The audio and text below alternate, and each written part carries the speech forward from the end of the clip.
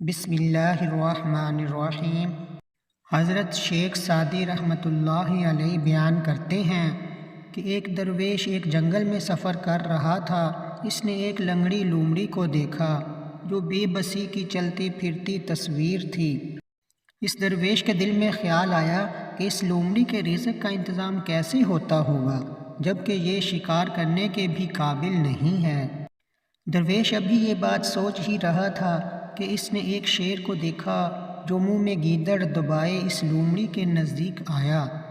اس نے گیدڑ کے گوشت کا کچھ حصہ کھایا اور باقی وہیں چھوڑ کر چلا گیا۔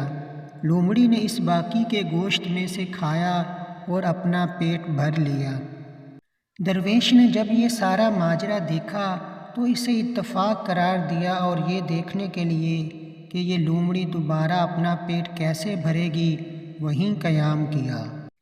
اگلے روز بھی وہی شیر منہ میں گیدڑ دبائے آیا اور اس نے کچھ گوشت کھانے کے بعد باقی ویسے ہی چھوڑ دیا۔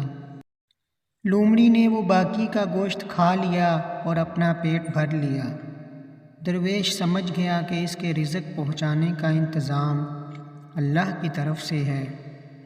اس نے دل میں فیصلہ کر لیا کہ میں بھی اب اپنے رزق کے لیے کوئی جستجو نہیں کروں گا اور میرا رزق اللہ مجھے خود پہنچا دے گا، جس طرح لنگڑی لومڑی کو شیر کے ذریعے رزق پہنچا رہا ہے۔ درویش بھی فیصلہ کرنے کے بعد ایک جگہ جا کر اطمینان سے بیٹھ گیا۔ اسے یقین تھا کہ اس کا رزق بھی اسے پہنچ جائے گا۔ مگر کئی دن گزر گئے، اس کے لیے کھانے کی کوئی شے نہ آئی، یہاں تک کہ وہ کمزوری کی انتہا کو پہنچ گیا۔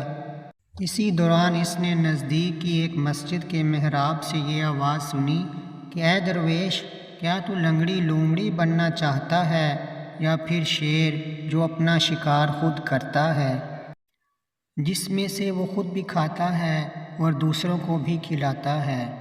مقصود بیان۔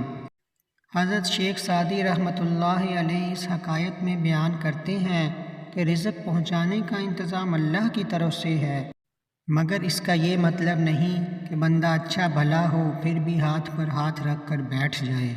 شکریہ۔ اللہ حافظ۔